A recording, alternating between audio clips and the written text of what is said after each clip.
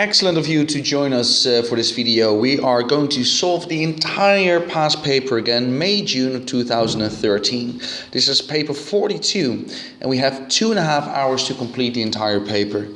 That's a long time, yeah, so you have to practice to sit focused and quietly working for 2.5 hours, because that is something you need to teach yourself. So we'll be doing all the questions together. Before we start, all the credits go to Cambridge examinations. This is their exam. We are just here to solve their questions. And you make sure to check my website explainingmaths.com for all my free resources. And we have a look here that we make sure that we write in dark blue or black pen, but we can use a pencil for diagrams and graphs. And we make sure that we round all our non-exact answers to 3 significant figures and degrees to 1 decimal place. Okay, so have always a good look at that cover sheet. It's there for a reason. Make sure you bring everything with you that you think you're going to need. All right, let's go to the first question, which is usually a question about percentages and ratio. Let's find out if that's the case in this exam too. So indeed, the first question, most of the times about ratio, percentages, not always, but and it doesn't matter if it's not, but okay, we did expect this. So a tennis club has 560 members, so it's all the people, not just women, not just men or children, no, everybody together, 560. And they say the ratio men to women to children is 5 to 6 to 3. And the order is important. Men is 5, women 6, children will be 3 units. Show that. So they give me the answer, I got to prove it, show that the club has 240 members who are a woman. So what will I do? I have to show my working, of course. There are 5 plus 6 plus 3 of those boxes in total, which is 14. So the total amount of tennis players divided by 14, and the women have 6 of those boxes, so that times 6. Okay, now there are various ways of writing this down. This is how I write it down. Now I should get 240, as anything different is wrong, but I'm still checking it. Times 6 equals 240, there we go. Yeah, so you can say that's 240, something like that. Okay, great. How many members are children? Okay, for 1 point, so it's 560 people in total divided by, well, still 14, and the children have 3 of those boxes, times 3 is going to be 120. Or you could have said, well, children is half the amount of women. Women is 6, children is 3, so half of 240, 120. Various ways of getting there. It doesn't matter what you choose. 5 out of 8 of the 250 women members play in a tournament. Okay, that's great. How many women members do not play in a tournament? Yeah, and I always tell my students, whenever you say something or read something in bold on these exams, you have to mentally shout it out. Yeah? So if I'm reading this mentally, because I have to be quiet during the exam, of course, I'm going to read in my head, how many women members do not play in a tournament. Okay, because it's in bold for a reason, but still many of us miss it. All right, so if 5 over 8 play a tournament, then 3 over 8 of them do not play a tournament. So what is 3/8 of 240? So you can divide it by 8, times it by 3. So 240 divided by 8, that's 30, times 3, so 90. All right, there we go. This is always a nice question, I think, to start with.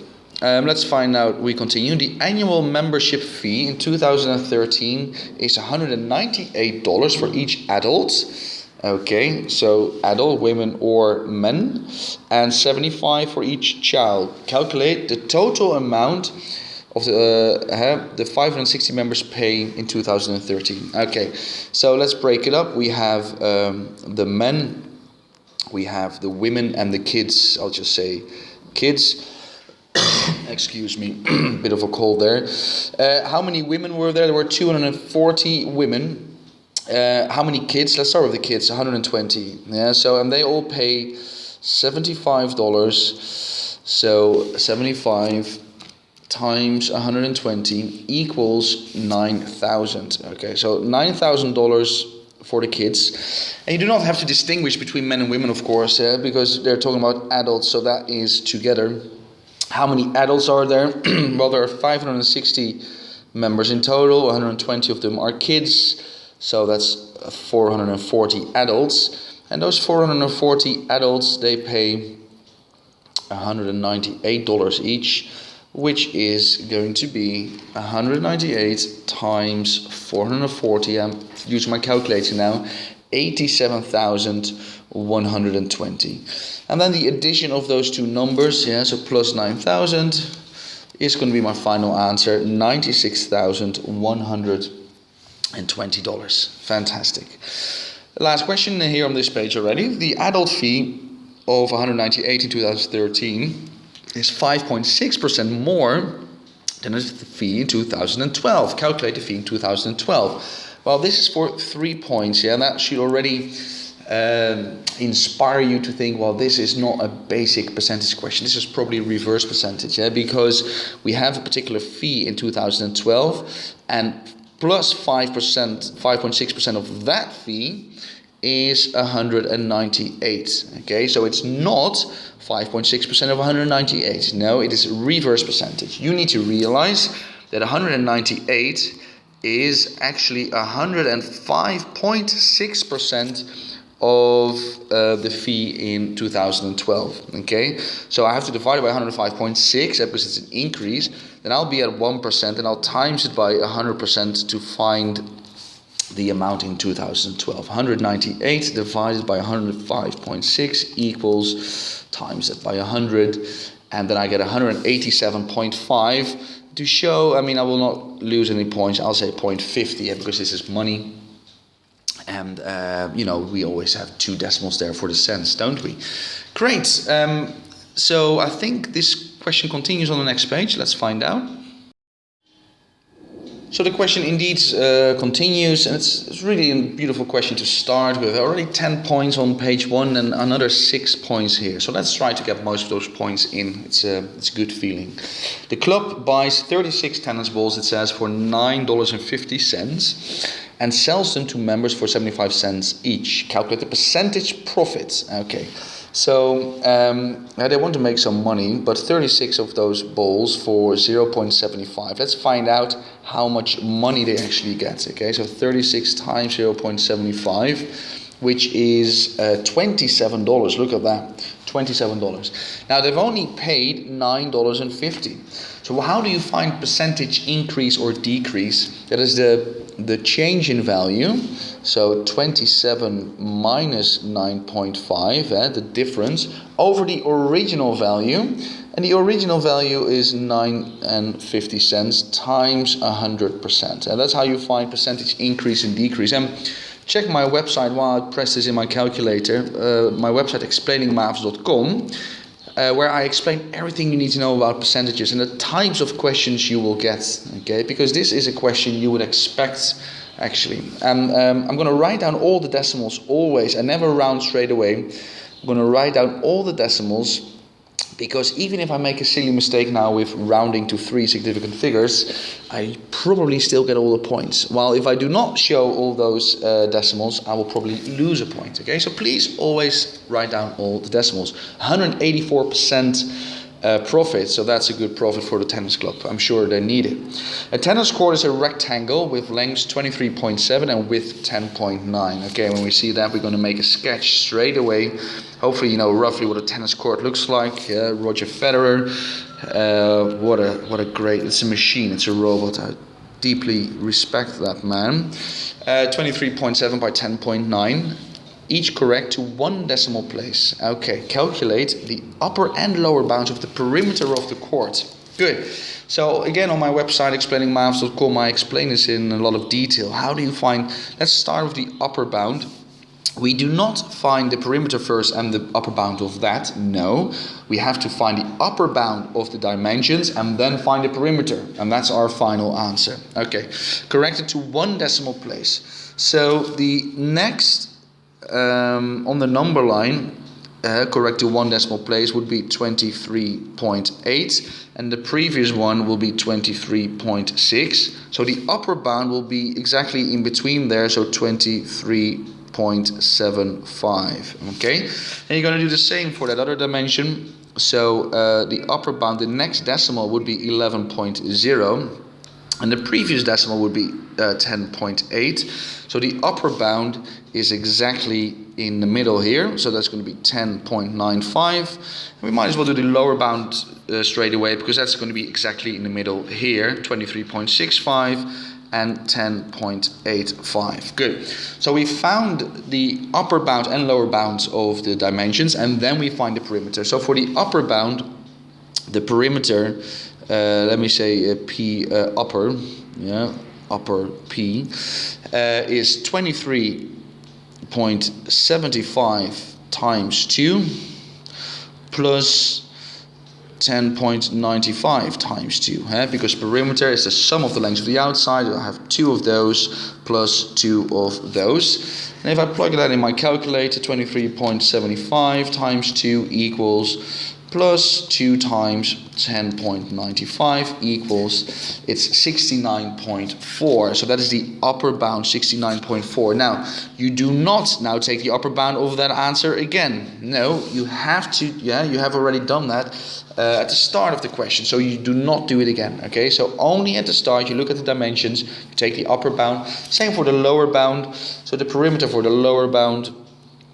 P lower, it's a similar thing, but then 2 times 23.65 plus 2 times 10.85, and whatever answer rolls out, and if you do that properly, you're going to get 69.0. That is your lower bound. Okay. Also make sure, they start with the upper bound, that you write the upper bound here and the lower bound there, and not the other way around. Great, that's 16 points. I'm not saying that we should all get 100% score here, but I'm pretty sure that most of us will get the majority of those points. And do not be afraid. Do not think you need to know the final answer before you start, because instead of 3 points, get 1 or 2 in, and if you do that everywhere, you're going to pass with a good grade. All right, let's move on to the next question, and make sure to check my website, explainingmaths.com. So this question is clearly a question about transformations, and the first question says, describe fully, so giving all the information, the single transformation which maps P onto shape Q. And then you should be evaluating, okay, which types of transformations do I know? And as an IGCSE student, you have done, reflections, rotations, translations, and enlargements. And perhaps you have done shear and stretch as well for non-IGCSE, but they took that out of the curriculum for the IGCSE. So it's one of them. Now, it didn't rotate P onto Q. So basically I can say, well, that's not going to happen. There's no enlargement. Q is not larger or smaller than P. So it's either a reflection or a translation. And it doesn't seem to be reflected in any line. A translation is literally if you pick up a shape and you move it around and you just place it at a different position back again. And that is what has happened from P to Q. So to describe fully the single transformation, so it's a translation, so that's the type of transformation, translation, but then fully, so you have to give more information, because you have to say, okay, but how many units to the left or right and up and down, okay? So we're going to check that for this point, which goes 1, 2, 3, 4, 5, and so that is minus 5 there, because it's 5 to the left, and 1, 2, 3, 4, 5, 6, 7, 8 up. So that's a positive 8. So you have to give the column vector minus 5, 8, describing fully. So all those two pieces of information you need to give for 2 points. Now I'm always going to check that column vector, because sometimes you make a silly mistake.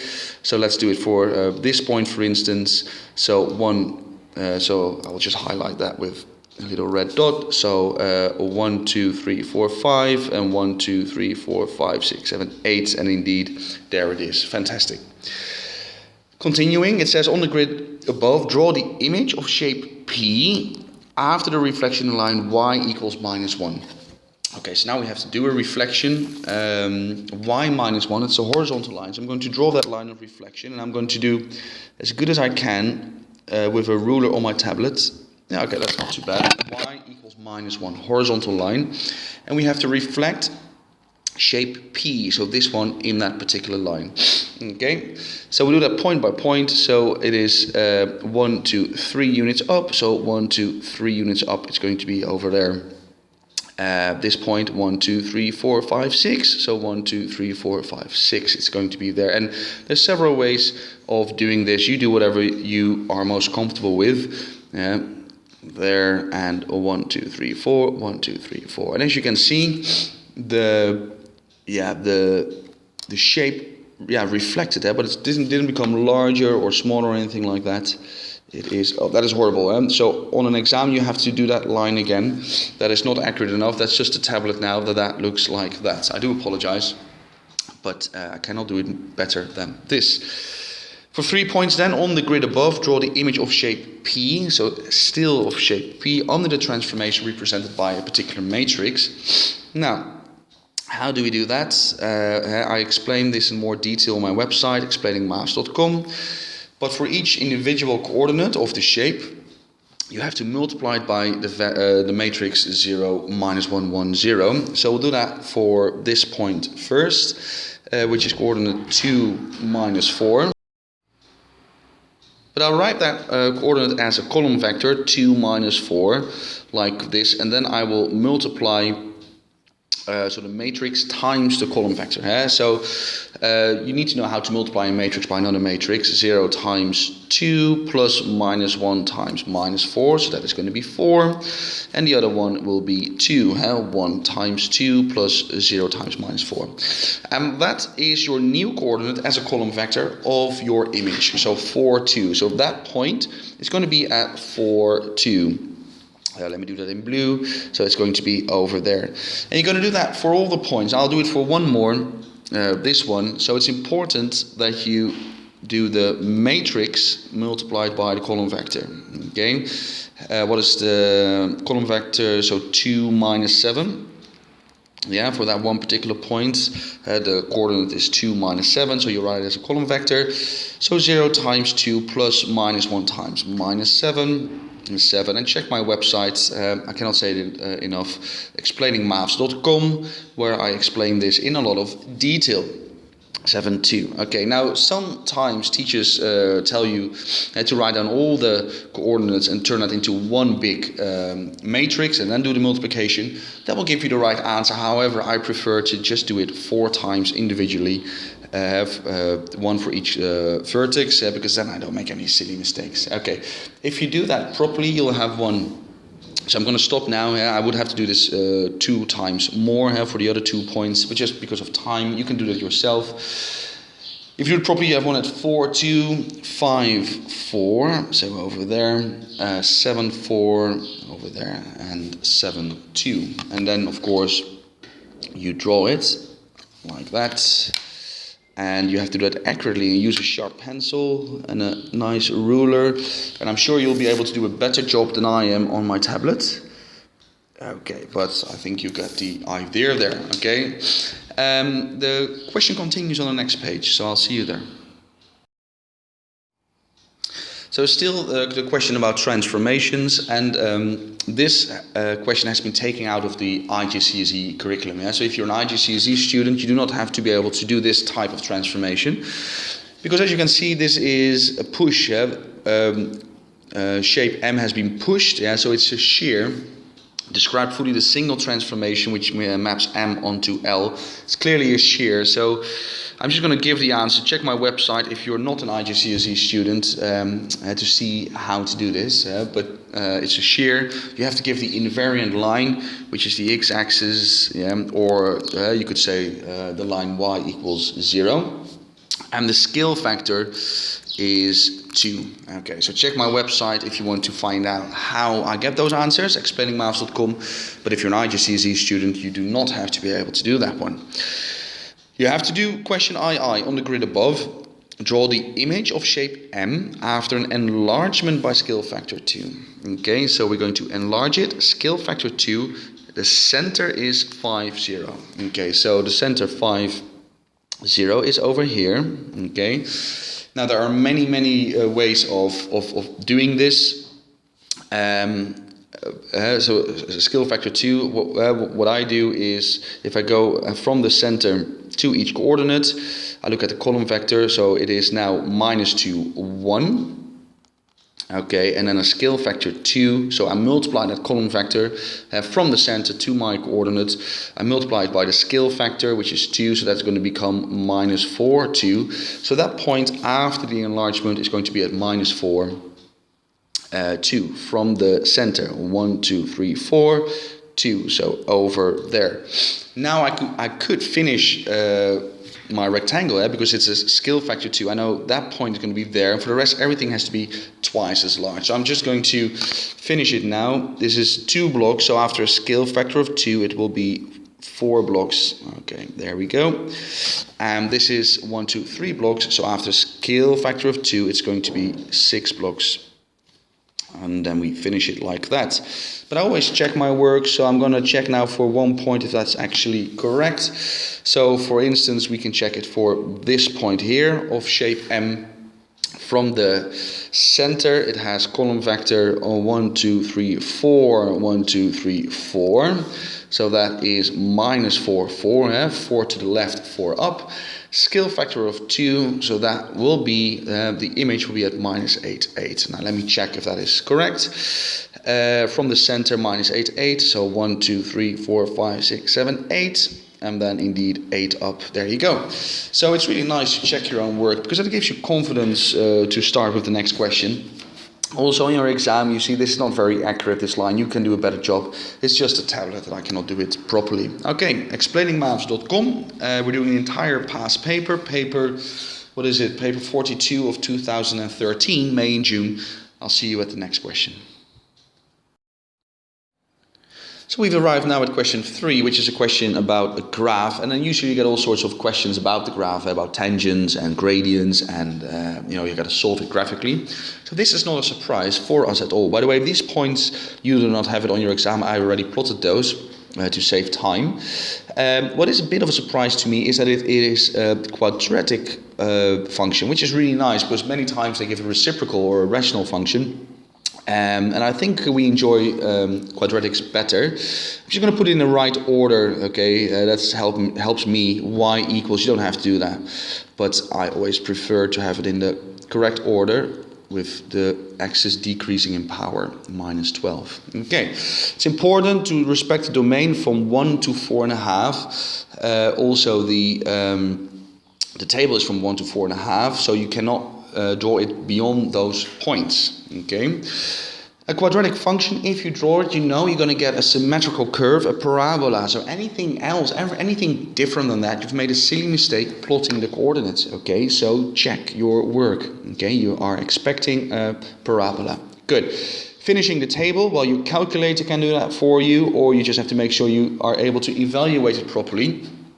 Or even you can say, well, hey, hang on a minute, I see a particular symmetry here. So 3.5, that one has to be the same as that value. Okay, so 2 and the 4.5 has to be the same as the -3.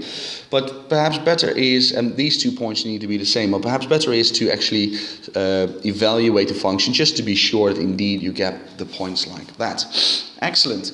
Then you plot the points and you do that accurately. Okay, this is, by the way, for 3 points, getting those coordinates. Yeah, so those are 3 points for everybody. Doesn't matter how good or bad you are in maths. And then for 4 points, that is also, of those 4 points, everybody should get at least 3, because most of those points you get for plotting the coordinates accurately. Okay, and then we have to draw it. We have to draw it from 1 to 4.5, and as you can see, it will start here at 1. And then to 4.5. So as long as I do not go outside of the grid, I'll be fine. But there's one extra thing I need to take care of, which is that I need to realize that when I draw it, considering it's a parabola, this is not horizontal from this point to that point and then continue. No, I know that parabola is a smooth curve, symmetrical, so it will go up here and then go down again. So I want to find that maximum there. Okay, so although the point is not in my table, I'm going to find the maximum because I want to get in all those 4 points. So what is the x-coordinate of my maximum? that will lie exactly between these 2 points. So the x-coordinate is 2.75. So I'm going to evaluate the function. 11 times 2.75 minus 2 times 2.75 squared minus 12. And then I get 3, 1 over 8. So I'm going to plot that point, 3, 1 over 8. So 2.75, 3, 0.125. So yeah, it's quite difficult on a tablet to do that. Yeah, but plot that point. Yeah, you need to show that you realize that that maximum is a little bit higher than the points they give to you. Okay. Then we graph it, and I'm going to do a horrible job now. That's really difficult on a tablet, okay? So you have to do a better job, but I'm going to try anyway. It's a parabola. Okay, I'm turning the tablet, and hopefully I'm not going to press all sorts of buttons. Okay, it needs to be a smooth curve. You cannot use your ruler. It has to go through the points. Well, that actually, ladies and gentlemen, is a beautiful parabola. Yeah, you can stop applauding now, because that indeed is amazing.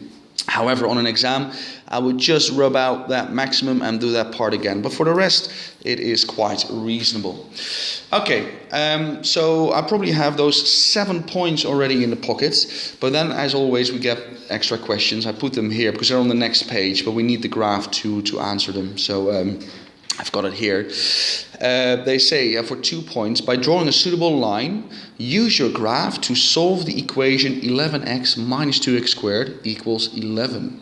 Okay, now that is slightly unusual because this is not the graph. Okay, so if I have to use my graph to solve a particular equation, then I need to see my graph algebraically. So I'm going to write it down, they start with 11x, fair enough, 11x minus 2x squared. So I'm going to move that 11 to the other side, minus 11, and that will become equal 0. But my graph, it doesn't say minus 11, it says minus 12. Again, if I have to use my graph, I got to see my graph here. So to go from minus 11 to minus 12, I have to take away another one, because minus 11 minus 1 is minus 12, but that is only equal if I do the same on the right side of the equal sign. Okay, so actually then it says 11x minus 2x squared minus 12, that's my graph, equals minus 1. Now I can solve it. Okay, now I see my graph equals minus 1 by drawing a suitable line. Yeah, which line do I have to draw? Well, y now is minus 1, so that's the line I should be drawing. I want to take this away. Can we? Yes, okay. So check my website explainingmaths.com, where I explain that in more detail. I assume now that you know roughly what I'm talking about, but again, if you don't, that's fine. You still have time, but check my website. You draw the line, y equals minus 1, and then to solve it, the point you look at where does it intersect with the graph, and I think you can do a better job again on your exam paper than I can on my tablet. It's not very accurate at all. And then you read it carefully. What is that? You look at the scale. 10 blocks is 0.5, so 2 blocks is 0.1. Those are 6 blocks, so 1.3. Yeah, so that will be one solution. I'll write it down. X is 1.3, and the other one is, let me see, it's 3 blocks. Yeah, so 4. I always have to think carefully of that. 4.15. Okay, x equals 4.15. Now there's always a particular boundary the answer key gives. Yeah, this lies within the boundary. If I check the answer key, it says between 1.3 and 1.4. Okay, and the other one between 4.1 and 4.2. So they're both correct. However, you need to be really accurate with your graph if you want to get in that boundary. Okay, so make sure your graph is accurate. All right, moving on. I hope we can still read it. Let's push that one away for a minute. It says then, the line y equals mx plus 2 is a tangent to the curve at point P. By drawing the tangent, find the coordinates of P, and then we have to work out the value of m. Yeah, so mx plus 2, that's the gradient intercept form. M is the gradient, 2 is the y-intercept.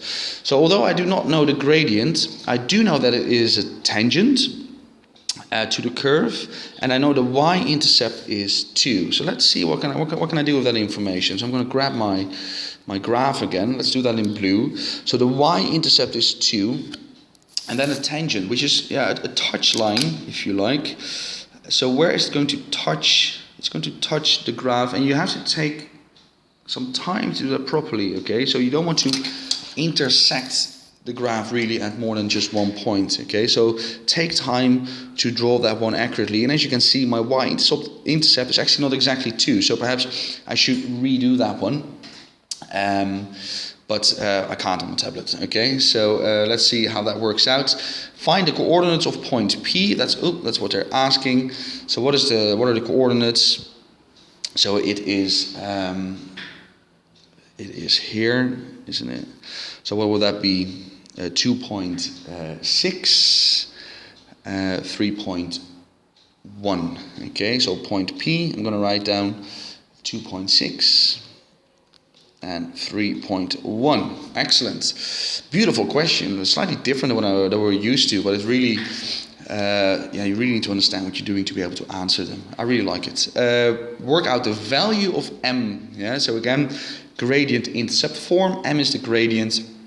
Yeah, how can I find the gradient of a tangent or of any line? Then I need to know 2 coordinates, 2 points, and I'll do rise over run, or y2 minus y1 over x2 minus x1, or dy dx, or whatever you have taught or learned. I prefer just to say dy dx at the difference in the x direction, y direction over the difference in the x direction. I need to find 2 points. Well, I have a point here, and I have a nice point there, because this point is 0, 2. Do not accidentally say 2, 0. That is point 0, 2. So by showing all my working, of course, the difference in the y direction over the difference in the x direction. What is that? 1.1 over 2.6. That's a 6. Okay, equals, I'm going to grab my calculator, 1.1 divided by 2.6. That's a point, by the way, 2.6. I'm getting many decimals, 0.42. Okay, and the answer key, if I look now, says anything between 0.4 and 0.48. So that is excellent. Look at that, what a beautiful question. It really tested our understanding of parabolas and coordinate geometry. Thank you very much, Mr. Examiner, for giving it to us. I have to say, perhaps, I want to say it again, perhaps you don't get all of the points of this question, but try to get some of the points. You can get those 3 points in. You can get, well, let's say at least 3 points here. And for the rest, you just try to get 1 or 2 points everywhere. So do some manipulation here. Drawing a tangent is going to give you a point for that last question. And try to find the coordinates. So we can all get the majority of the points. And that's how we'll pass these exams. Okay. Check my website, explainingmaths.com, for all my other resources. Everything is for free. And please like and share, guys, so I can help your friends too. And let's move on to the next question. I'll see you there. So we have reached question 4 already, which is a question about circle theorems, most likely. So let's see what's going on. They say A, B, and C lie on the circle, center O, and that's the origin, and the radius is 8.5 centimeters. Okay, that is important, but I don't see a radius anywhere. It looks as if ON and OM are radii, but they're not. So just to remind myself, I am going to draw a radius 8.5 like that. Yeah, because I always want to put the information in my diagram, otherwise I might forget. AB equals BC, so they are equal in length, and they're 10.7 each. Okay, so that is important information, otherwise they wouldn't give it to me. Okay, so I'm gonna write it there, 10.7 each. OM is perpendicular to AB, as we can see, and ON is perpendicular to OC. Great. Calculate the area of the entire circle for 2 points. Well, that is very kind. Area of a circle, pi r squared, so pi times 8.5 squared. And again, I cannot say that enough.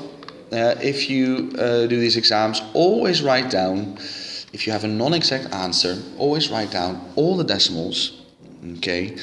Because if you do so, and then you round, so do not round straight away. If you first do it like this, and then you round to 3 significant figures, and if you do that for all the questions, every time you have a non-exact answer, it's going to cost you about 2 minutes time in total.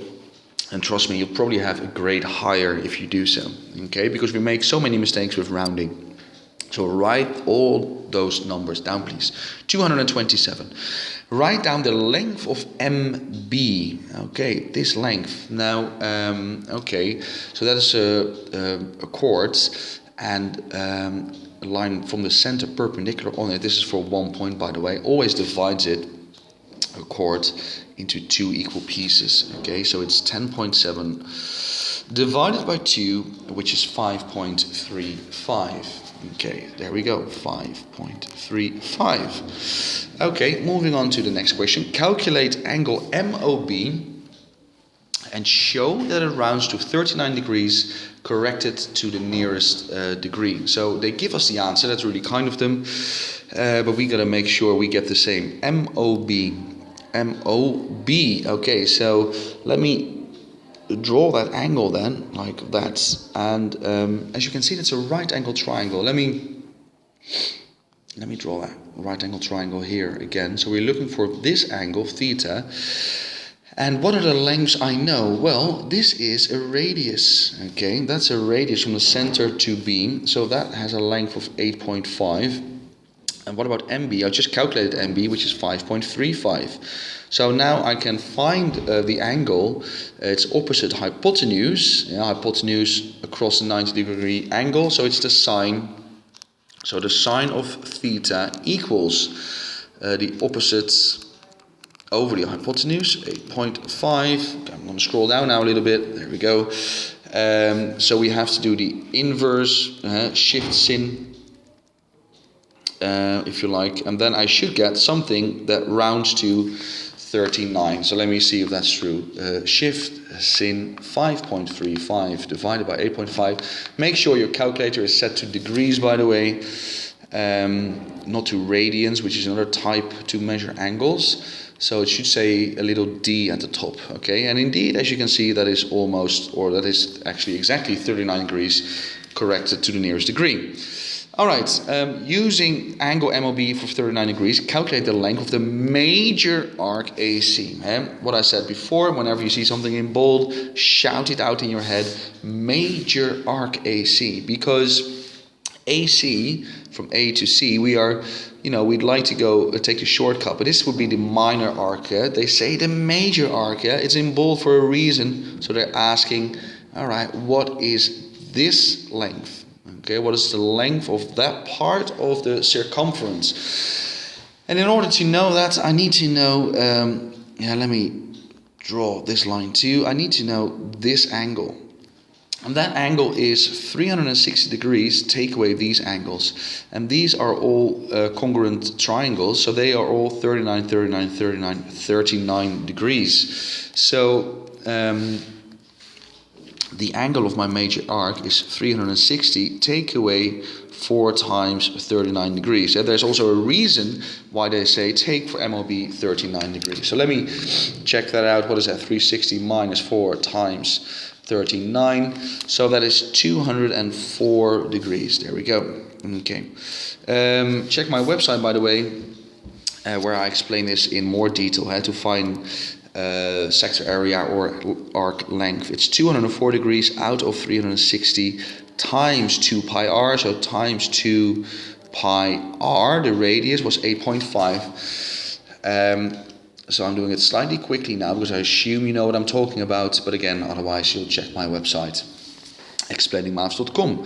And then I get 30.264000923. I write it all down, and then I round to 30.3, correct to 3 significant figures. Great, moving on. That's another 3 points, by the way. That's quite generous. The tangents to the circle, excuse me, the tangents to the circle at A and C meet at T. Let me quickly go up. Okay, so we have tangents and they meet at T, at an external point of the circle. Explain clearly why triangle ATB is congruent to triangle CTB. ATB and CTB. Okay, so let me draw that one.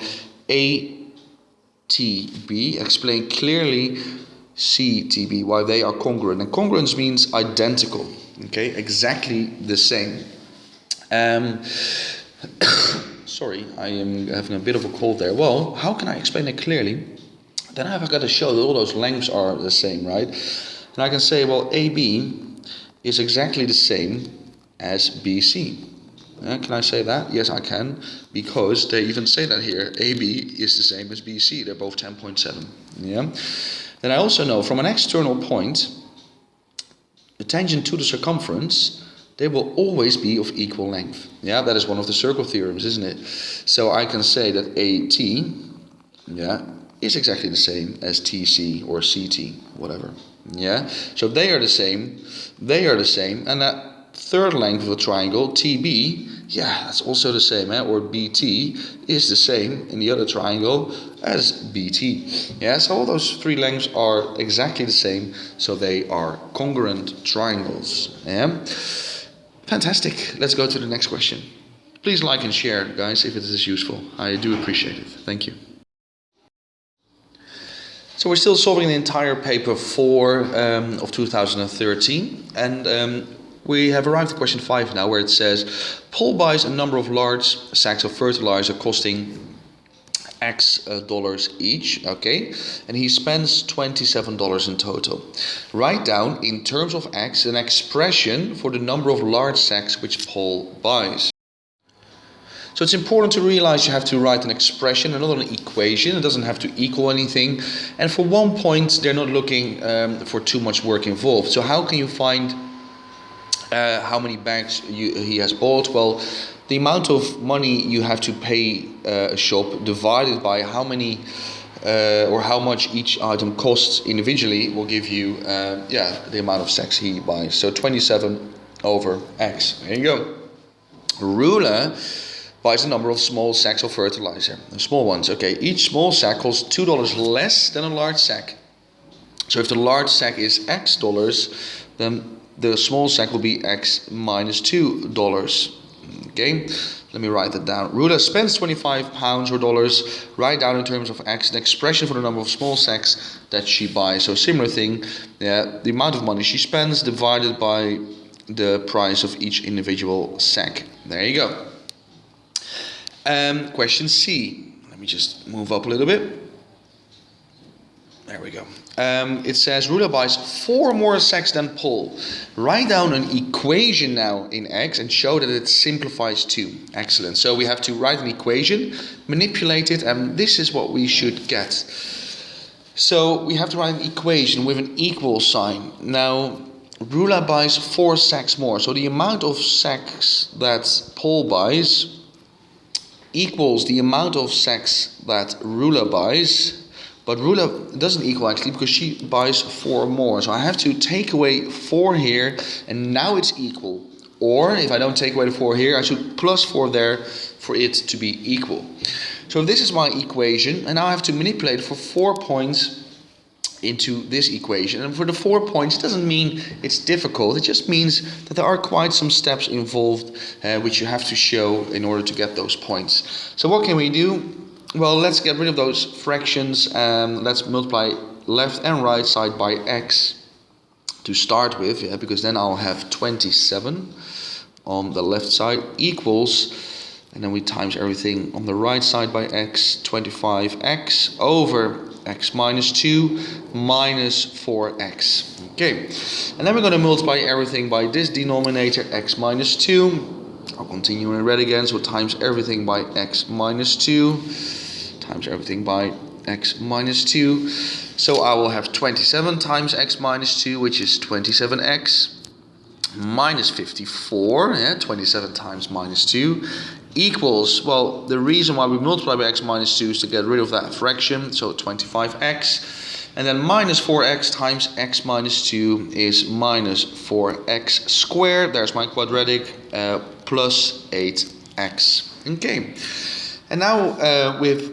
got rid of those fractions, then we have to manipulate in this form, and the X squared term is positive. Okay, so I'm going to move that one to the other side, so 4x squared, they equal it to 0, so everything goes to the left side.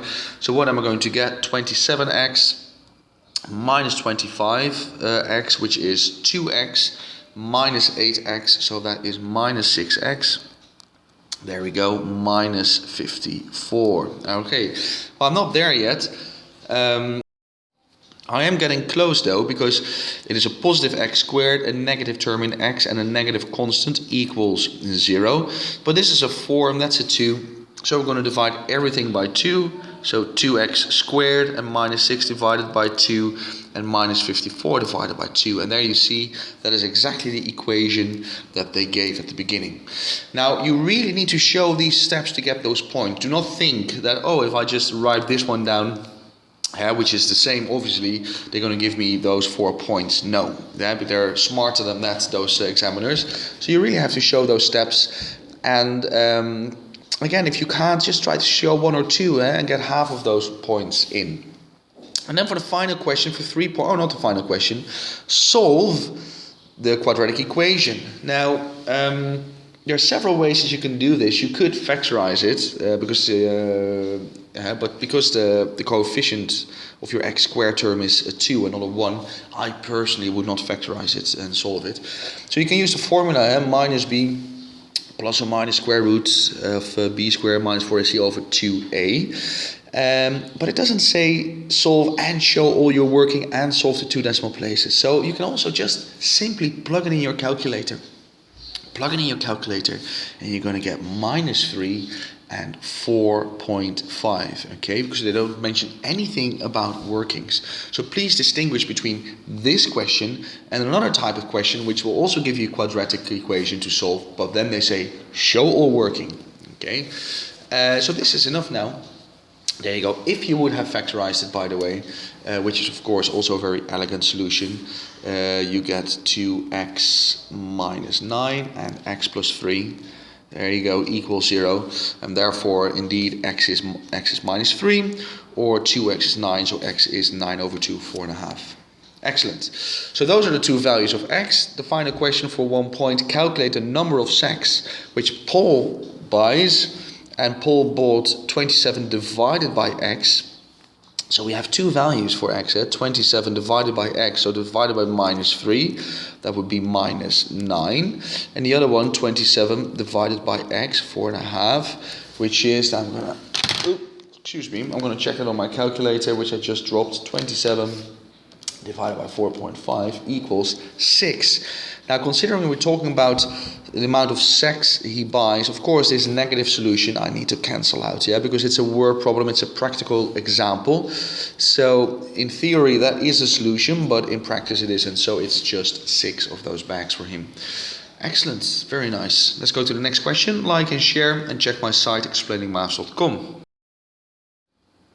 Well, whenever I see a question like this, I get really excited because I almost don't even have to read the question because I know it's going to be a cosine rule, perhaps a sine rule, and the area of the triangle. Okay, 4 points. So yes, and we can all do this. So that's why I'm excited, because it's a lot of points for an easy question. The diagram shows triangle LMN. LM is 12. Let's see if all the information is there. LN is 15, MN 21 centimeters. There it is. Calculate angle LMN. LMN, so we're talking about this angle. Let's put a little sign there, theta, and show that it rounds to 44.4. Again, they give me the answer. It's really nice. Now, finding angles, trigonometry in right angle triangles, but I can't do that now because it's not right angled. So sine rule, I have its teammate length, but I do not have a full team. So I can't use the sine rule. So it's this cosine rule, but I expected the cosine rule considering it's 4 points. Now make sure, while I write down the cosine rule, can I make it a little bit bigger? Is that possible?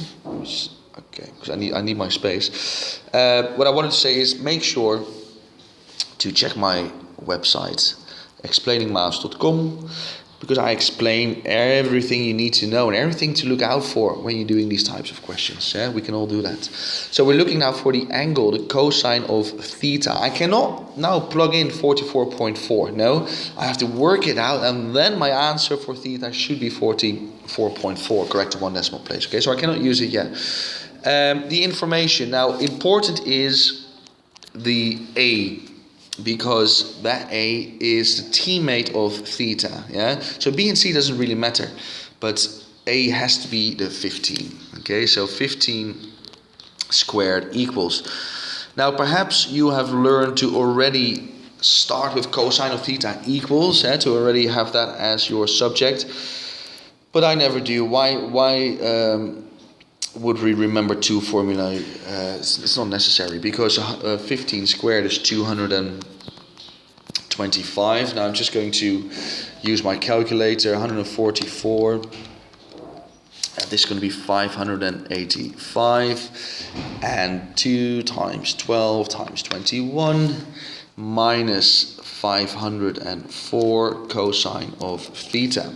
Then we're going to take away 585 on both sides, so 225 minus 585 equals minus 360 equals minus 504 cosine of theta. And then we're going to divide both sides by minus 504.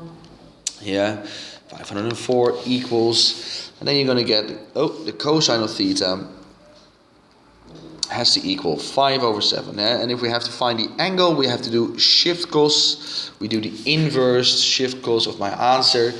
And then I write down all the decimals, exactly what they told me I would get, because that indeed rounds to 44.4 degrees, correct to one decimal place, and that's what they told me I would get. You see that? So that's really nice, those show that questions, because you know if your answer is right or wrong. Again, you cannot use that information in your calculations, okay? You have to show that that is going to be your answer at the very end.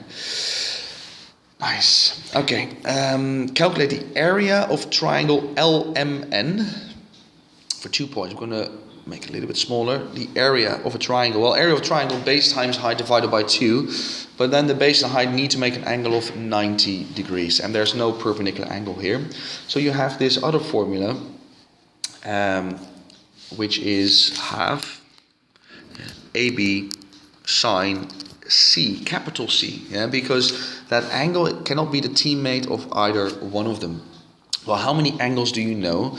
You only know one angle, which is theta, okay, 44.4. So that is the angle, and then I need to use the other two lengths, which are not the teammates of this angle. So I have to use 12 and 21. I cannot use 15. And check my website, explainingmaths.com, where I explain that in a lot of detail. Now, half times, I already forgot, AB, or was it 21 and 12? 21, 12, sine of 44.4 degrees. And I still have the unrounded answer in my calculator, so I'm not going to use 44.4, I'm going to use all the decimals, so I'm going to say sine answer equals, okay, because I don't want to round midway my calculations, times 12 times 21 equals, divided by 2 equals, and then I get 88 points. And I write down all the decimals again, and then I round to 2 or 3 significant figures. There we go, 88.2. Beautiful. Let's turn the page. So here we have another triangle, which is not a right angle triangle, 2 angles and a length. And it says the diagram shows triangle PQR, PQ 6.4, PQR is 82, and QPR is 43 degrees. Calculate the length of PR. Okay, so X. And to calculate lengths, we can use Pythagoras theorem in right angle triangles, or trigonometry in right angle triangles. But this is not a right angle triangle, so I can use the sine rule or the cosine rule. Well, I've just used the cosine rule, so I'm probably going to use the sine rule now. But the sine rule, I need a teammate, and I have his teammate, but I also need a full team. So I have an angle here, but I do not have its teammate length.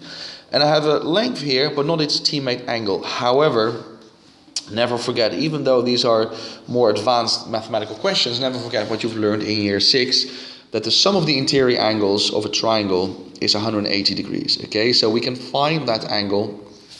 And it's still quite early, so I'm going to use my calculator for this. I don't want to make a silly one now.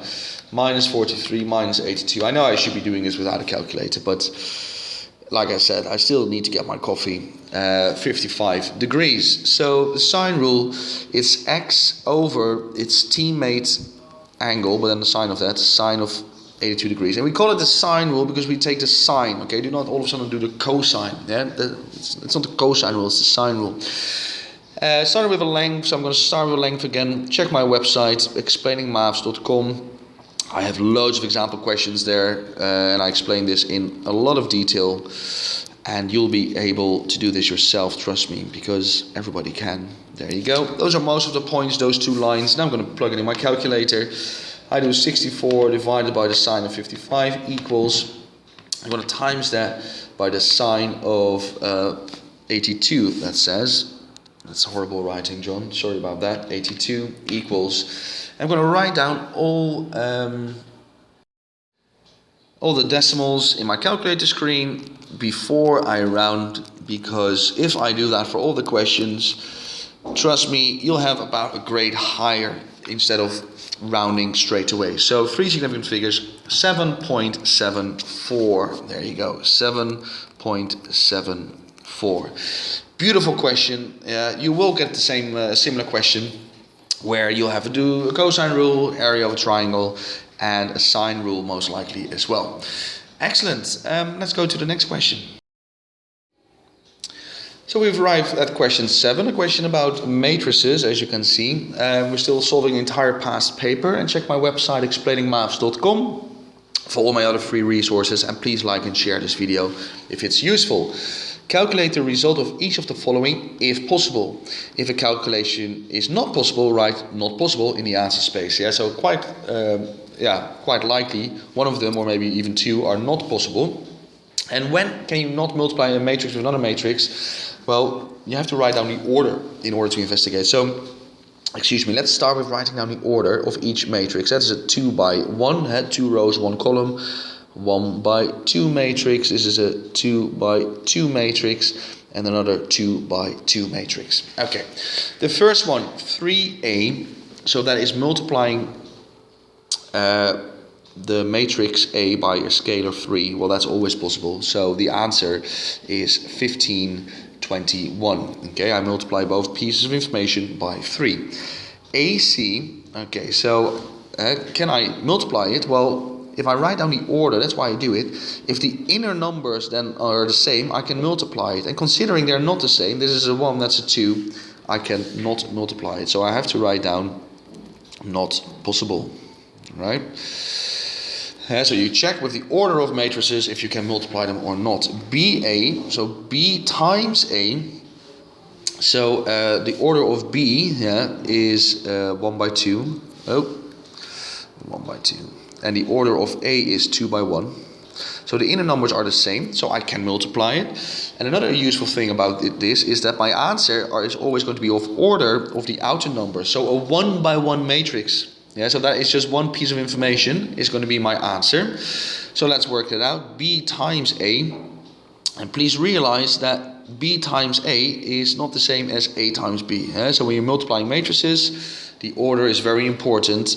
5, 7, and check my website. I explain this in a lot of detail how to do it. 30 plus minus 28, that's a 2, and that's a 2. There we go. C plus D, adding matrices, they have to be of the exact same order, and then you add each individual piece. Well, that is possible for 1 point, so yeah, it's not too difficult, is it?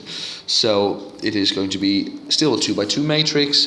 So 2 plus 2 you do, which is 4, and 4 plus 9 is 13, 0 and 0.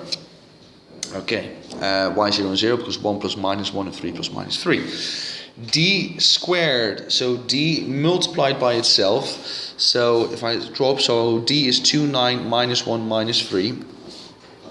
2, 9, minus 1, minus 3, is that correct? Multiplied by itself, 2, 9, minus 1, minus 3. There we go. So it's a 2 by 2 multiplied by a 2 by 2. So it is possible, and my answer is going to be a 2 by 2 matrix. Okay, so I'm going to put those 4 dots there. They help me to remind me how to multiply a matrix by another matrix. Those 4 dots. 2 times 2, 4, plus minus 9. So that will be minus 5. There we go. And we have 18 plus minus 27, is that correct? 18 plus minus 27, yeah, that is correct. So that is minus 9. There we go. Minus 2 plus 3. which is 1. Sorry guys, I'm a little bit distracted here. I will continue now, focus my attention on you. And there's minus 9 plus 9, so that is 0. There we go. So that's my answer, minus 5, minus 9, 1 and 0. And then the final question, guaranteed question for you too. Calculate C minus 1, the inverse of C. We don't have to say that. We know it's the inverse. C is 2, 4, 1, 3. I'll just copy that here. 2, 4, 1, 3. Okay. So how do you find the inverse? Well, that is 1 over the determinant. So we're going to find the determinant in a minute. But let me do that. Let me fix the matrix first, because what do? You have to swap A and D, remember that? So the 3 will go there, the 2 will go there, and you swap the signs of B and C. And please check my website explainingmaths.com if you have no idea what I'm talking about now. And then what is that fraction in front of it? It's always 1 over the determinant. And what is the determinant? Determinant is AD minus BC. So AD is 6. Let me just do that here. So AD minus BC. So that is A times D, 6 minus 1 times 4, 4. So 2. So it's 1 over 2. And then in the brackets, 3 minus 4 minus 1, 2. Okay, you do not have to then multiply that by a half, all of them. You can just leave it like this. It's good enough for a final answer. Very nice. Let's move on. Probability, I see a tree diagram which we have to complete in a minute. What did they say? In this question, give all your answers fractions. Whenever something is in bold, we shout it to ourselves. So everything has fractions. What is going on? When Ivan goes to school in winter, the probability that he wears a hat is 5 over 8. Okay? If he wears a hat, the probability that he wears a scarf is 2 over 3. If he does not wear a hat, the probability that he wears a scarf is 1 over 6. Okay, complete the tree diagram. So the chance that he has a hat is 5 over 8. There we go. So no hat is 1 minus 5 over 8, so 3 over 8. Because the addition of the probabilities of all your branches should always be 1, 100%. So it's either hat or no hat. So that's correct. If he wears a hat, the probability he wears a scarf is 2 over 3. That means that the chance that he does not wear a scarf is 1 over 3. Yeah, but if he wears no hat, the chance that he wears a scarf is 1 over 6. 1 over 6. So that means 5 out of 6 chance that he does not wear a scarf. Okay, that was the tree diagram. 3 points, that's very kind of them, because all of us can do that. Now, we're going to use the tree diagram to answer the following questions. Let me just scroll up a little bit. There we go. Find the probability that Ivan does not wear a hat and does not wear a scarf. So no hat, no scarf. This is the only branch that will satisfy that situation. Yeah, no hat, no scarf. So what is the chance of that? 3 over 8 times 5 over 6. Okay, which is 15 over 48. And the nice thing about probability is you do not have to simplify those fractions. Okay, if you do simplify it, or your calculator, that's fine. Just make sure you do it properly. You do not have to. We have to give it as a fraction, by the way. Yeah, that's important. Find the probability that Ivan wears a hat but does not wear a scarf. So he wears a hat but no scarf. Again, this is the only branch that satisfies that situation. 5 over 8 wears a hat, no scarf, 1 over 3. So 5 out of 24. There we go. Moving on to the next question. It says, what is the chance that the probability that he wears a hat or a scarf, but not both? Okay, so let's have a proper look which branches of the tree diagram satisfy that situation. Wears a hat or a scarf. So let's have a look at a hat. So a hat, but not both. So it's a hat, but then he cannot wear a scarf. Okay. So that is a chance which we already calculated, I believe, 5 over 24. Yeah, we've just done it. Yeah, so that is a chance. Let me just write it there. 5 out of 24.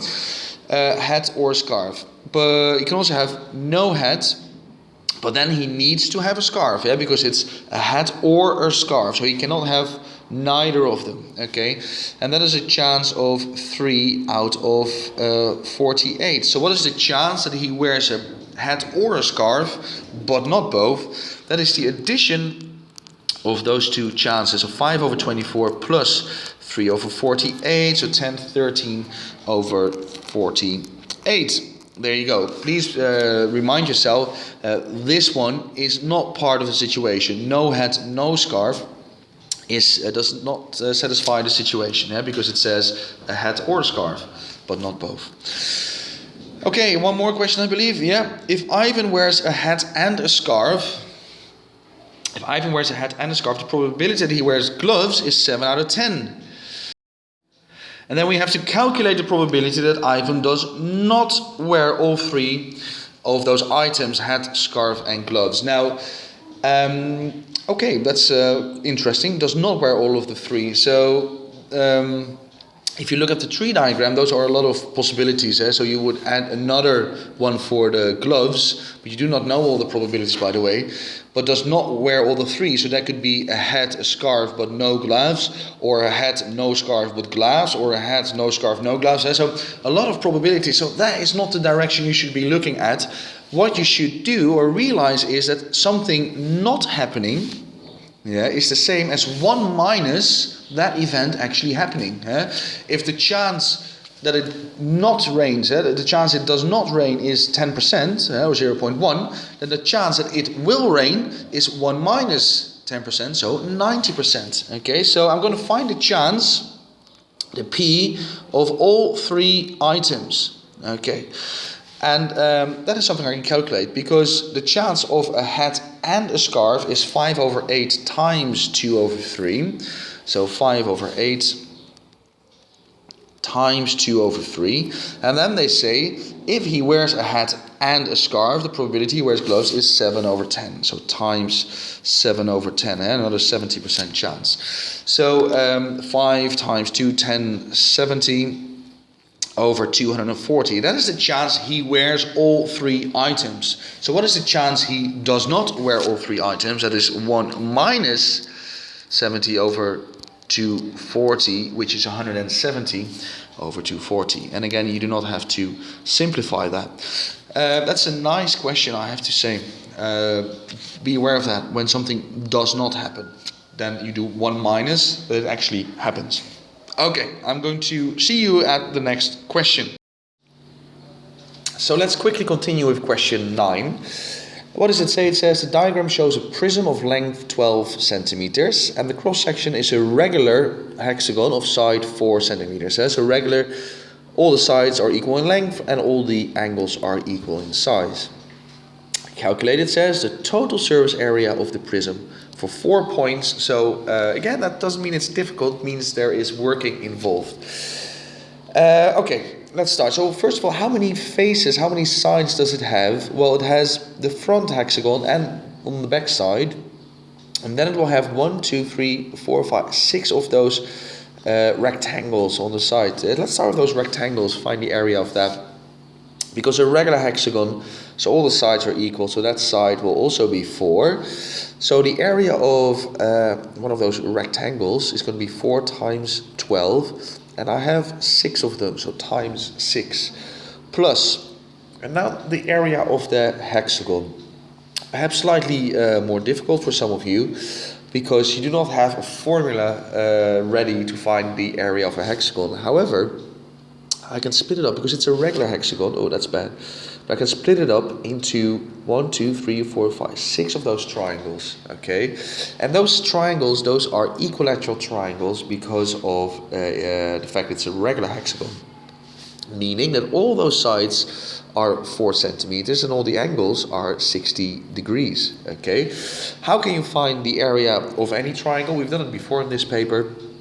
Is half half AB sine C, so half times 4 times 4 times sine of 60 degrees. There you go. So that's the area of one of those triangles. I have 6 of them, so times that by 6, And I will times that again by 2. And why by 2? Because I have 2 of those regular hexagons. One I can see, the other one is at the back. And please, again, I would like to emphasize that you do not need to get all the points every time. Yeah? So do not be scared of these questions. Just try the things and write down the things you do know about it and just get 1 or 2 points in every time. And sometimes you have a full score. That's great as well. But you don't need to have a full score in order to start with it. Okay, so that is 288. We write down our workings plus sine of 60, and you make sure that your calculator is set to degrees times 12, and plug it in my calculator now. It says 48 square root of 3, so plus 288, and now I want all the decimals, 371 point, and then we write all the decimals down, and then finally we round to 3 significant figures. There we go. That's the total surface area. 1, 2, 3, 4, 5, 6, 7, 8 faces in total. 6 and another 2. Okay. Question B, it says water flows. This is completely new question. It's got nothing to do with the hexagon. It says water flows through a cylindrical pipe of radius 0.74 centimeters. We're going to make it a little bit bigger so we have some more workspace. Okay. It fills a 12-liter bucket in 4 minutes. Calculate the speed of the water through the pipe in centimeters per minute. Okay, so 12 liter in 4 minutes, and I have to do it in centimeters, so I have to realize those are 12,000 centimeter cube in 4 minutes. So if I divide that by 4, that means that it's 3,000 centimeter cubed per minute. Yeah, so every minute 3,000 centimeter cube goes through that hose, through that pipe. But there's somebody asking, what is the speed? Yeah, so speed being distance over time. So how can I find the speed? Well, then I have to divide that. If you think of the hose, think of a hose, looks roughly like this. We have to divide it by the cross-sectional area there. So the 3,000, I have to divide it by the cross-sectional area, which is a circle, so pi r squared, pi r squared, and r is 0.74 squared. Okay, so now I get my calculator. Pi times 0.74 squared equals 3,000 divided by answer equals, and my calculator says, and I write down all the decimals every time, gives me this answer. And while I write it down, I'm going to tell you that you should check my website explainingmaths.com, where I explain these questions in more detail. Okay, so this is the unrounded answer, 3 significant figures. So really I should be writing down, because it's a non-exact answer, 1,740. Okay, but if you have written down 1744, or 1743.8, they will also give you the points, but this is actually the only right answer, correct to 3 significant figures. All right, let's go to the next question.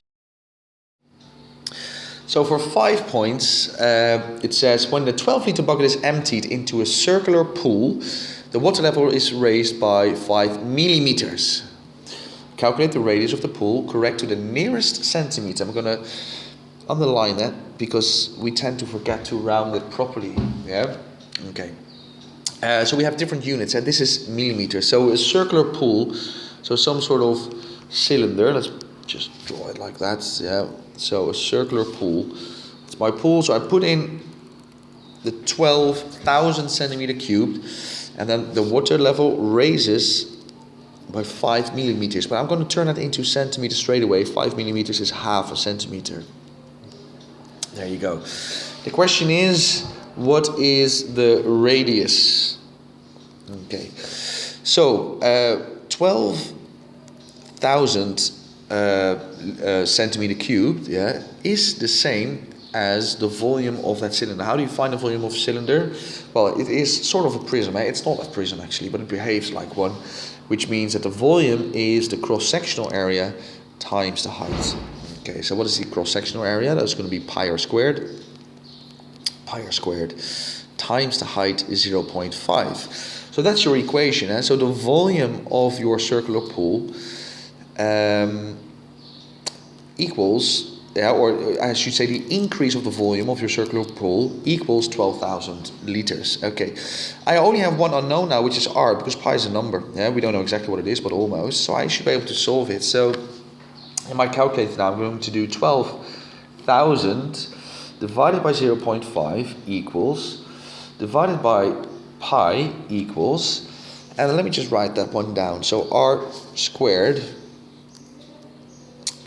equals 7639.437268. So r is the square root of that answer, and that is 87.40387445. So to three significant figures. No, hang on a minute. You see, I almost wanted to do it to the nearest centimeter. It's going to be 87 centimeters. Good. So make sure you work with the same units. We're talking about centimeters, so change that into centimeters too.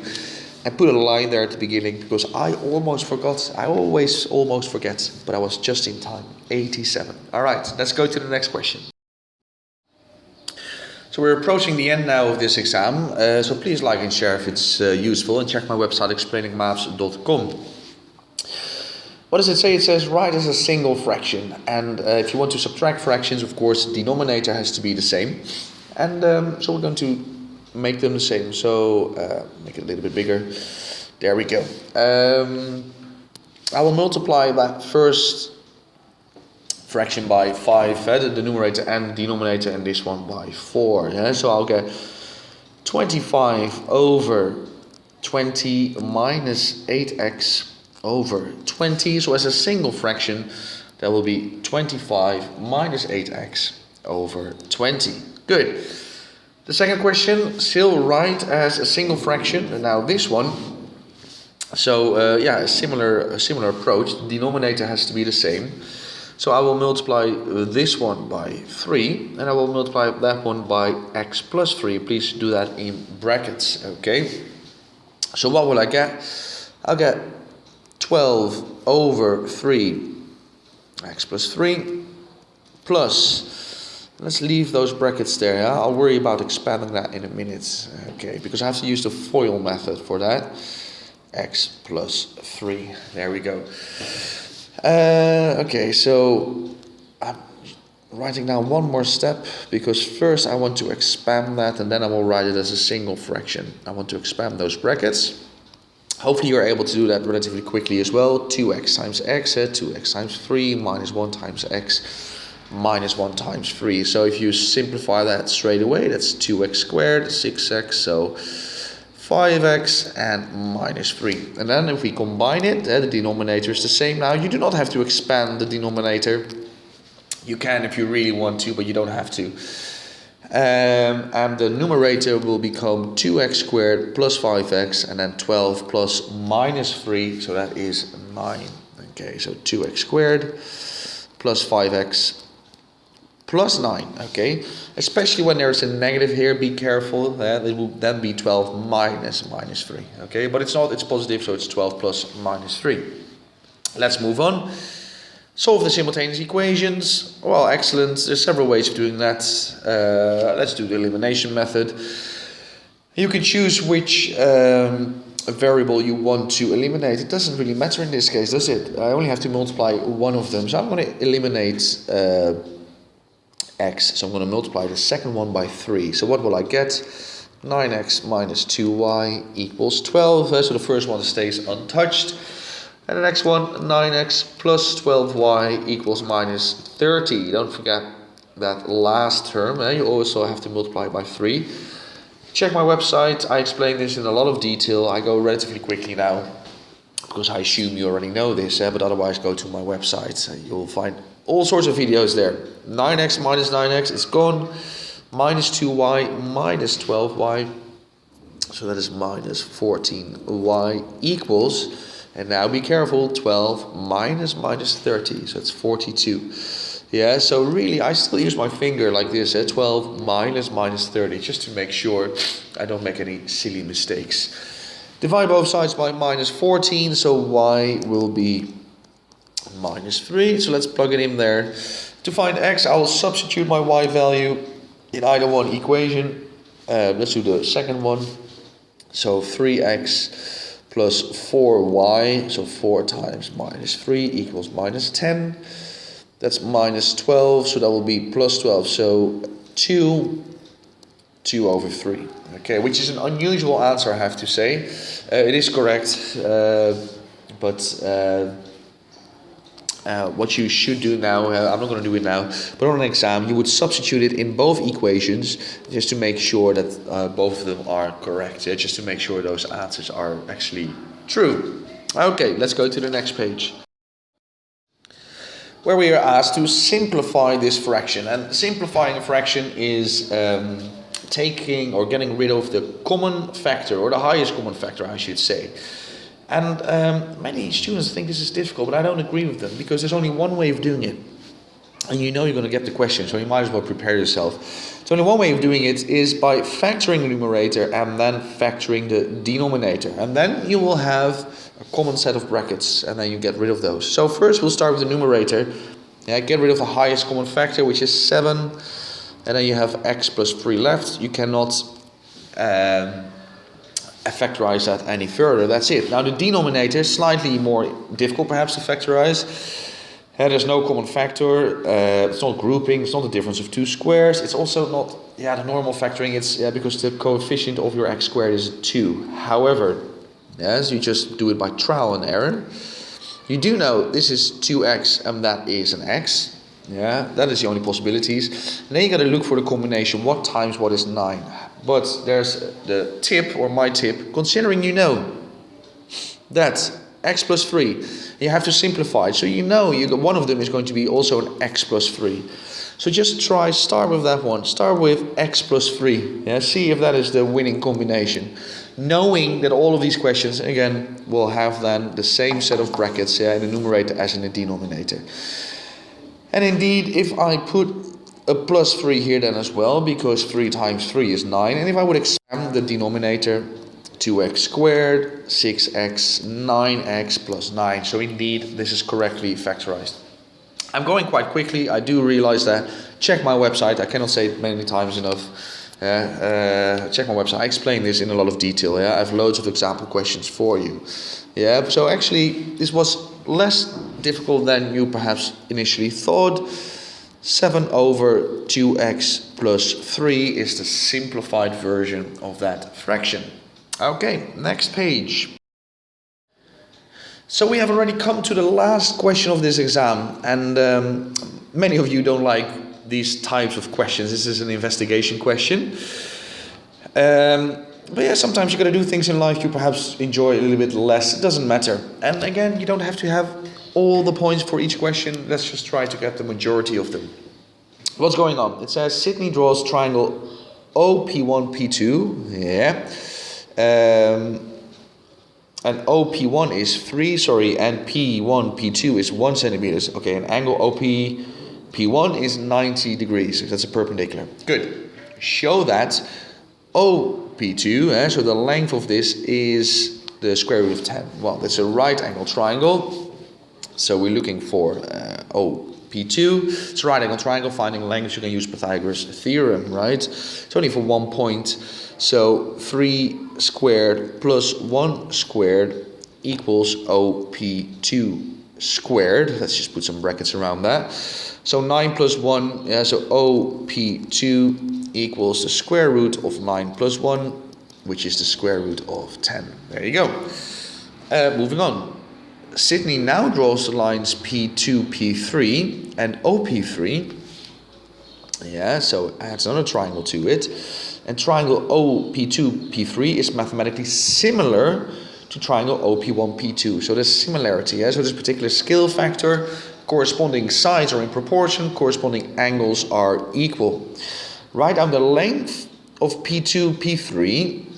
So the length of this, let me put x, in the form square root of a over b, where a and b are integers, and integers are positive whole numbers. Well, then it's also important that because we have to find the scale factor now, it's important to write here for that hypotenuse of the initial triangle, that length was square root of 10.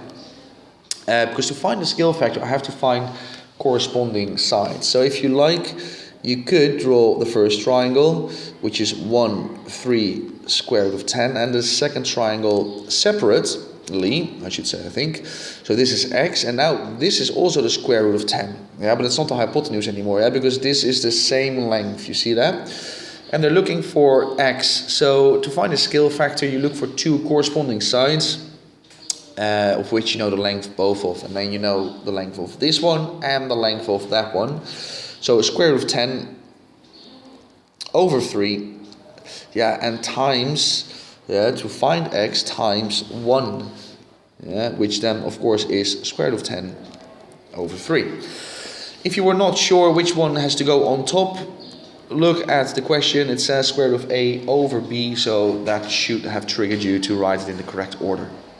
Moving on, calculate the length of OP3. Yeah, so it's this length. Let me just put, I'll do it in blue now. Let's put a little y there. Giving your answer in a form c over d, where c and d are integers. Okay, so x we've just said is the square root of 10 over 3. So we can still use Pythagoras. Yeah, it's a right angle triangle. We want to find out what the hypotenuse is. So y is going to be, I'm skipping 2 steps now, the square root of the square root of 10 squared plus square root of 10 over 3 squared. And that equals the square root of 10 plus 10 over 9. And of course we have to further simplify that, because they say give your answer in the form c over d. They're gonna you can plug this in your calculator, or you can also realize it's more fun, of course, to turn it into the same denominator. 90 over 9 is 10 plus 10 over 9, so that's 100 over 9. Again, you don't have to do it like this. You can plug it in your calculator. 100 over 9, the square root of 100 is 10, the square root of 9 is 3, so the answer will be 10 over 3. Okay, if I scroll down, Sydney continues to add mathematically similar triangles. Oh dear, the x travels with us. Okay, so we can ignore the x. Let me just take it. We can ignore it. Okay, sorry. Sydney continues to add mathematically similar triangles to his drawings. Find the length of OP5. Okay, so let's write down the information we have, because we'll probably need it. That's the square root of 10. That was the square root of 10 over 3. And that one was 10 over 3. And there are several ways of approaching this, but perhaps the algebraic way makes the least amount of sense for most of you. So I'm going to do it slightly different. I'm going to break it up, 1, 2, 3, 4 of those triangles. Okay, so those are the triangles 1, 2, 3, 4. Yeah, and every time they become slightly bigger. And I'm going to put those lengths there. 3, 1, square root of 10. We already know that. Square root of 10.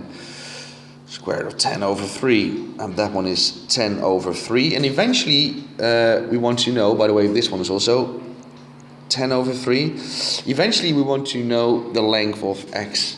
So if I keep on with similarity, I find the scale factor. So 10 over 3 over the square root of 10 is the scale factor, times the square root of 10 over 3 is going to give me this length. So again, the scale factor had the corresponding sides.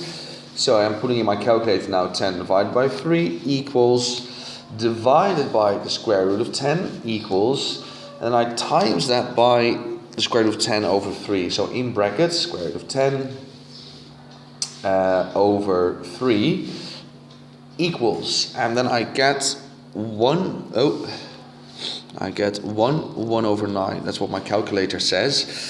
Then I can find with Pythagoras, I can find the hypotenuse, and the hypotenuse is then going to be squared equals plus 10 divided by 3 squared, and make sure you put that in brackets. So I'm doing again 1 over 9 squared plus 10 over 3 squared, and then the square root of that answer is going to give me my hypotenuse, and I'll just do it in my calculator. That is 10 times square root of 10 over 9. Okay. And you realize that hypotenuse is the same as this length, because that hypotenuse of this triangle is the same as that other length in the bigger triangle. So I can write down that I'll just put an arrow there, yeah, which is the same as this length. Okay.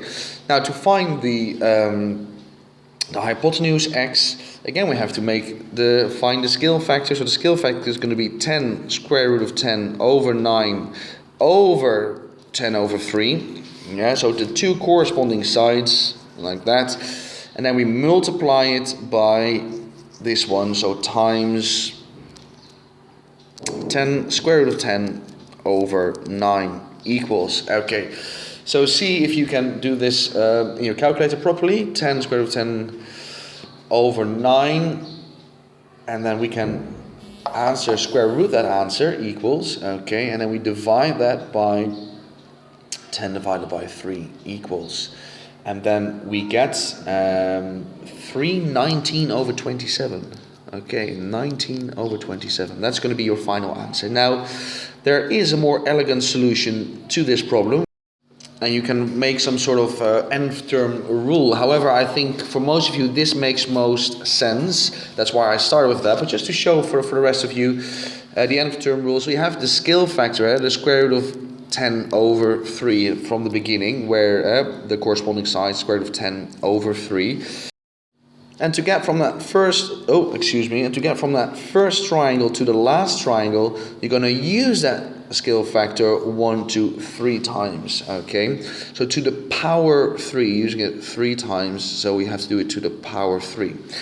And the question is OP5, so that is the question, that hypotenuse. So that corresponds in the original triangle with this hypotenuse, which is the square root of 10. So times the square root of 10. And if I plug it in my calculator now, so square root of 10 equals, divided by 3 equals, to the power 3 equals, times square root of 10 equals, I get 319 over 27 straight away. Okay, so perhaps a more elegant solution to create this formula for yourself, but I'm not sure if most of you are able to do so. But of course it's a lot quicker and easier. But I started with this solution, because we all know Pythagoras' theorem. We all understand similarity and scale factors, so we can all solve this problem. Okay, let's go to the final page.